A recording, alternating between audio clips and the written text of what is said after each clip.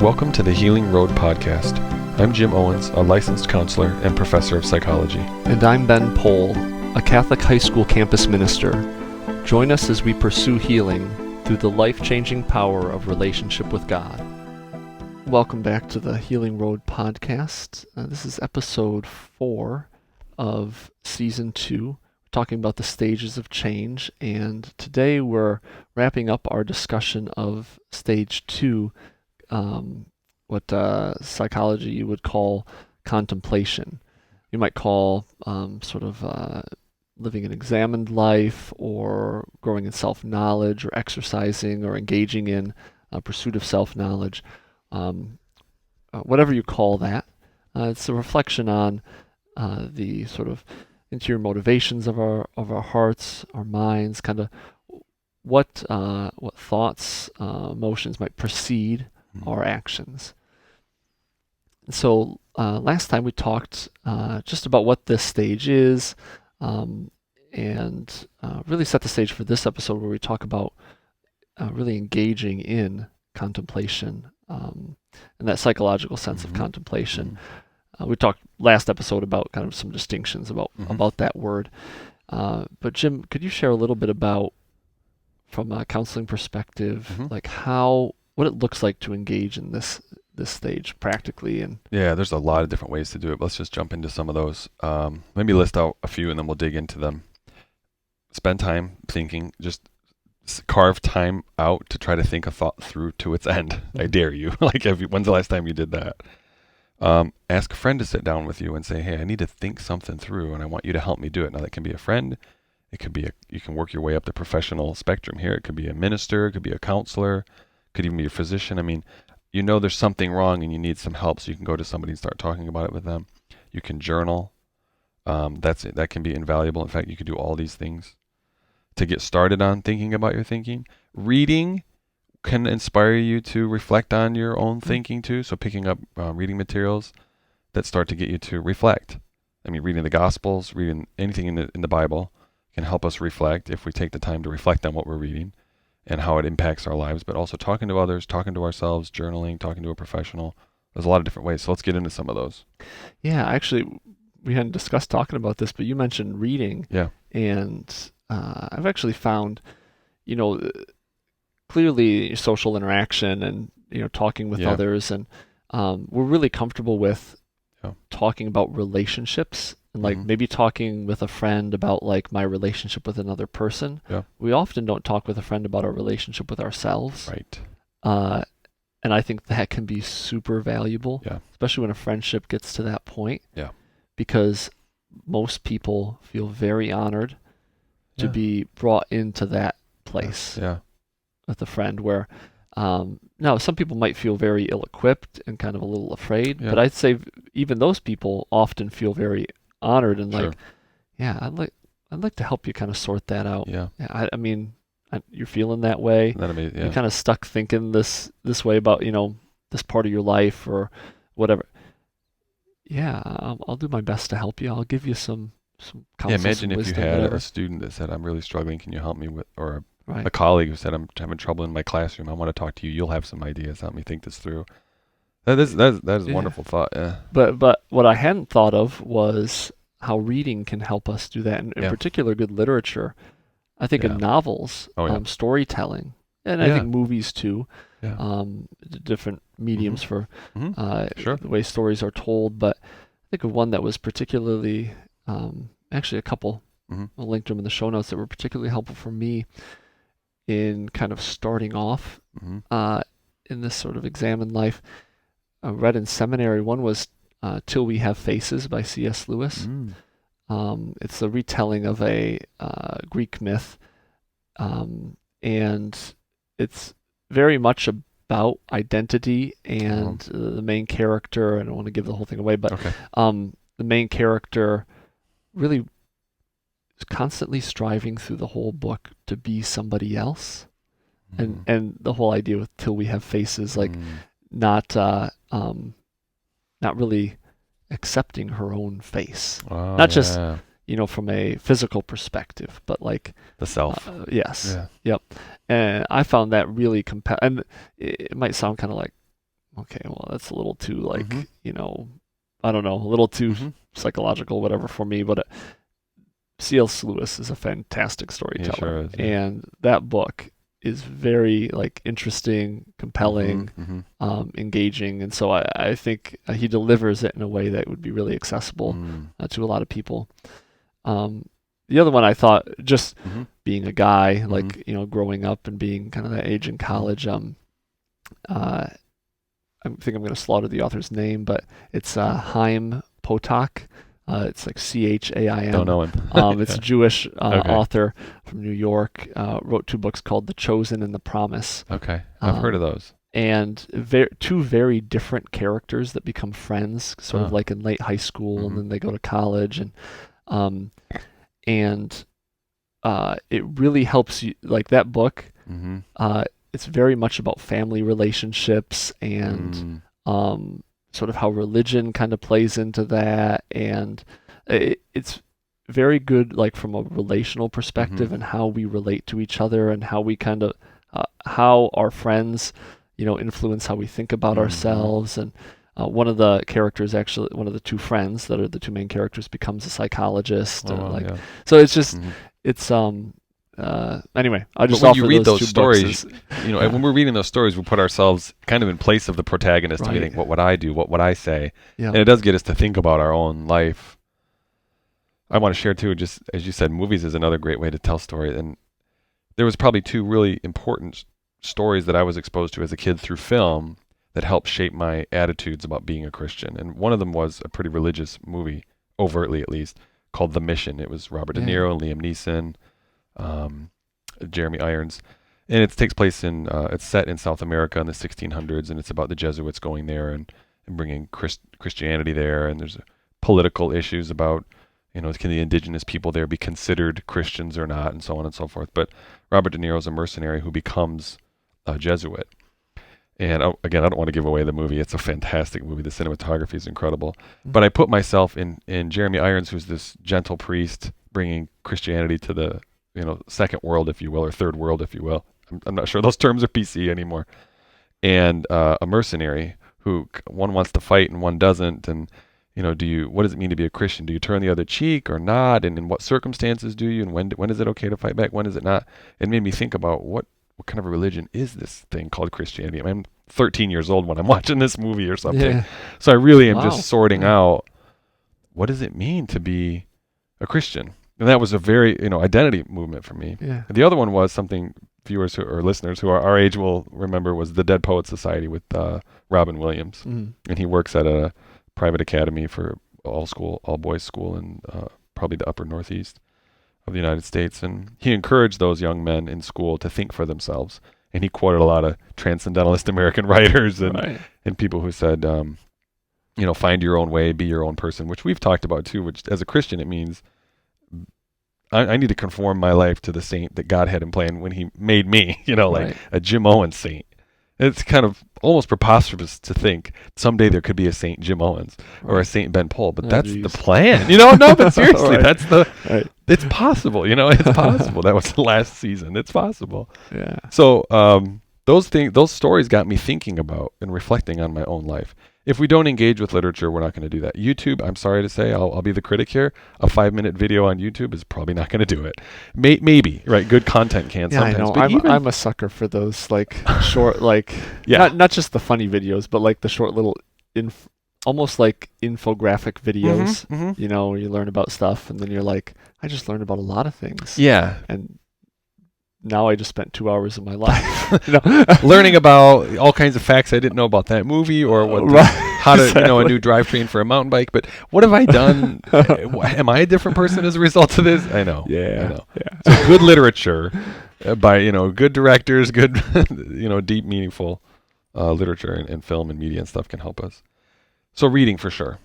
Read good books, people. I mean, I'll give you a piece of advice right now. Yeah. And if you don't know any good books to read, you can Google it. You get Yeah.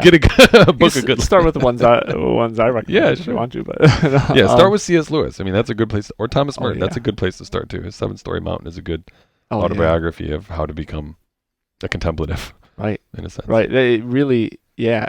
I think that's a fantastic one. Mm-hmm. Well, hopefully we'll do an episode on him at some point. Mm-hmm. But especially that autobiography. That was really the first reading that book. But I think it was like between my junior and senior year of high school. I think the Oh summer yeah. was the first time I started really thinking about like what practically does like Mm-hmm. Christianity mean for my life? Yeah.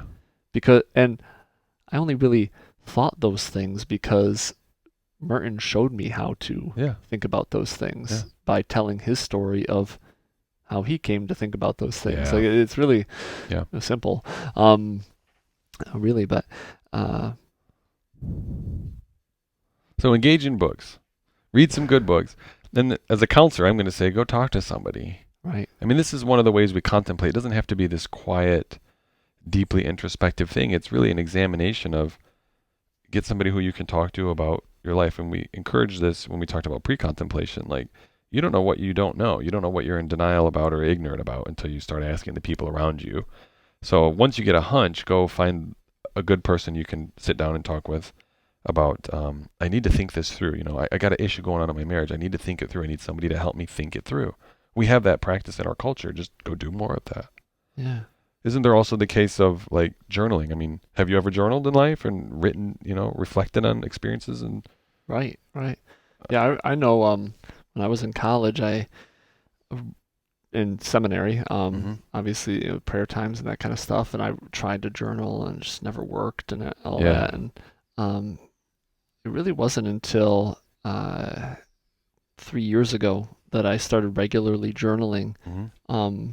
And now I do it just about every day. Mm-hmm. And I would say I started it first just to get more clarity, like Yeah. not necessarily as a prayer exercise, but just to get more clarity in my life. Yeah. Uh, kind of getting to an end of the day, and I'd be like, I feel like this, and I feel like crap or something, or I'm Mm-hmm. like really angry, and I don't know why. Mm-hmm. And like How did I get angry? that's I don't like that I don't know at all why. Like that's a problem, Mm-hmm. Now sometimes we're not going to know, and Yeah. we're not perfect, but if you're at the place where like you get to the end of the day and you never know why you feel the way you do, that's a scary place, I Oh, yeah. think. I, y- you know, that's there's a sort of Christian sense of uh, not being in control of your life and God being in control, and there's another sense of just not being in control Yeah. of your life. Right. And when we don't know why we feel the way we do, or we get to the end of the day and we have no idea why Mm-hmm. I said or did what I did, and Mm-hmm. then we're in a tough place. And I would say journaling really helped me kind of, uh, in certain areas of my life, kind of get back on track Yeah. and get a better understanding. And that was kind of like the sort of foundation Yeah. to be able to, pray through some things, and to be able to know like, what do I need to go talk to somebody about? Yeah, that's true. Rather than going up to somebody and being like, I hate everyone every day. I feel Help me. terrible about that. But You know, yeah, I'm not sure but I what's don't know going what to on. do. Yeah. And somebody would be like, Do you have anywhere to start? You're like, Right. no. yeah, right. You probably start with like, well, do you hate me? Yeah, like, yeah. Is that why we're here? No. Do you hate yourself? Okay. Right. But I would say, kind of going beyond that to, a place of prayer. Mm-hmm.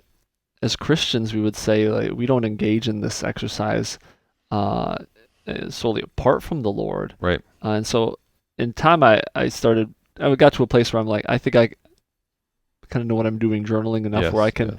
start really engaging my relationship with God in Yeah. this. I'll journal to get a little bit of clarity about kind of what's going on in me, and kind of what I'm feeling, what I'm thinking, kind of maybe what happened during the day, and now I got some material to like talk to the Lord about. Totally. So I think it can be a tool to kind of lead into prayer too. And I think if we're honest as Christians, Jesus wants us to have clarity about what's going on in our lives, what we're thinking, like what's at the source of what I'm feeling, how I'm acting, Mm-hmm. where my life is going. Mm-hmm. He doesn't want us to be in the dark about those things. Mm-hmm. he doesn't really like things being in the dark. He is the light. Right. Right. I want to say something about journaling too, and I didn't plan this, but I want to give credit to one of the practices I'm doing to Matthew Kelly. I just happen to have his CD in my coat pocket, The 7 Pillars of Catholic Spirituality. It's published by dynamiccatholic.com, so go get that. And one of the things he does in that, I'm going to rustle through my backpack here and pull out my little book, which he recommends you do, which you get this. I have this tiny little moleskin notebook, and it's something I journal in after every Sunday when I go to Mass. And on the inside cover, I took his advice and I wrote, "Dear God, enlighten me, please." And then I go to Mass and I listen for him to talk to me. Nice. And then afterwards, I write down what he very clearly wanted to say to me that day. It's so simple. Like, I never did Mass like this before. I'd go to Mass and I would approach like this big, rich experience. I'm going to take it with me over to the Catholic Coffee and Donuts. And then I didn't think about it again for a week, right? But now when I go to Mass, I write down these really great pieces of wisdom that I get in Mass, and I read back over my little journal. I'm flipping through some of them here. Just wonderful little insights for me to look back on. And some of them are just 5 or 6 words, and some of them are a paragraph. But I always get something. So it orients me in a certain kind of way to when I walk into Mass. I'm like, this is personal. God, I showed up to God's house. He wants to say something to me. I can't wait to hear what that is. I get it, I write it down, and then I read back. And the other thing I wanted to say about journaling, no matter how you and I do it, share your journal with someone. Like when I get these little things, I try to find time to either share with my wife or my son or a friend. Hey, here's what I got out of Mass this week. This is the message I got. What did you get? You know, most people go, I don't remember what the readings were. I don't remember the homily. You know, it's like guilty. I mean, I'm not pointing the finger at anybody, but that kind of a practice is a contemplation practice. It's a, what am I doing with my life? What are you trying to tell me I need to do with my life next? Right. Right. Yeah. What some people might be familiar with the practice of mindfulness. Yeah. They might be thinking like, is what they're talking about mindfulness? Maybe you could say a little bit about what's the distinction between what we're talking about and kind of these contemporary practices of mindfulness. So let me say something about mindfulness, and then we'll put some other stuff in the show notes too, some more links to ways you can do more contemplation. Some of these resources that we've been talking about, books and CDs and stuff. But mindfulness really means to be mindful does not mean to have a full mind. It means to be paying attention to your mind, to be fully present, fully aware of what's going on in your mind as much as is possible. There's a whole lot of things that are on automatic in our brains, right. But there's a whole lot that's going on that are thoughts that are bouncing around in there that we can grab a hold of and take a look at. So really, for me, mindfulness means, I'll just put it, for example, paying attention to how you're sitting in your chair, paying attention to your posture when you're walking, paying attention to the words you're using when you speak into someone, paying attention to the fact that you're not speaking, letting someone else have their turn to speak. And just being, I'll use again the word we talked about, I think, in the last episode, conscientious. Are you aware of yourself in this moment? Are you aware of your physical self, your spiritual self, your emotional self? Are you aware of, even now, if I asked you if you're listening, how are you feeling? You might say, I'm not having a feeling. You know, everybody's feeling something all the time. You are a feeling, thinking being. Or what are you thinking? You say, I'm not thinking. Sure you are. You're thinking about something. Right. It might not be super significant. No, it may be insignificant. Yeah. Yeah. I wonder what the weather's going to be tomorrow. But then it's just like, I ask that question a lot. Why am I so preoccupied with the weather? Or whatever it might be. But mindfulness is an important practice. And it can get mixed up with this kind of, is it an Eastern religion practice or something? It's truly not. It is are you here now in this moment aware of yourself, mind, body, and spirit? Have you really taken time to stop and collect your experience of yourself and reflect on it in this moment? Which is what you were talking about doing, like at the end of the day. Mm-hmm. At that point, you became mindful. But if you were, and please don't take this as a critique, but if you were more mindful throughout the day, you'd probably notice when that needle started to rise. Right. It doesn't happen all of a sudden. Because if it does, then you know exactly where it comes from. Right. And I would say, I want to get to that point where I have a sort of self-awareness kind of throughout the day and everything. But it has to start somewhere. Mm-hmm. And so if you're listening, you're thinking like, oh yeah, that sounds great. I'm just going to be like mindful all the time. And well, that's not going to happen. But if, one of these practices or might be helpful to you, or maybe you say there's a particular part of my life, a particular aspect that I'd like to examine a little more. Um, Maybe do what Jim mentioned that he does for Mass, Yeah. where he has like a little booklet and he asks a question. Mm-hmm. In the case of Mass, it's Mm-hmm. asking God a question, but Mm-hmm. maybe every time you go to a meeting at work, Mm-hmm. you leave distressed or you leave frustrated Right. and you don't know why. Yeah. Okay, take a little journal, Yep. ask yourself a question, Yep. at the start, maybe like, all right, why do I always leave feeling distressed? Mm-hmm. And then journal after each Yeah. meeting you have at work, Yeah. and write a little, and with the goal of, getting some clarity about what's going on, so that you can get to a point of maybe taking some positive action, so Mm-hmm. that you know not every meeting has to suck in your life, or Mm-hmm. not every whatever. Mm-hmm. So I think that little practice Oh could be yeah. helpful too, if there's a particular area of your life you're like, oh my gosh, I don't want to think about my whole life or my thing. Okay, well, let's Mm-hmm. start small. Let's kind of start somewhere we can build on a solid foundation. Yeah. So this is the foundation for step 3, which is going to be preparation and planning. So next week we'll get into talking about. Yeah, hopefully in these last 2 episodes we've encouraged you to do some more thinking about your life, reflecting on your life, becoming more self-aware, and some ways you can do that. Next we're going to talk about how do I put a plan together that I can put into action. What would that look like? So we'll do that next week.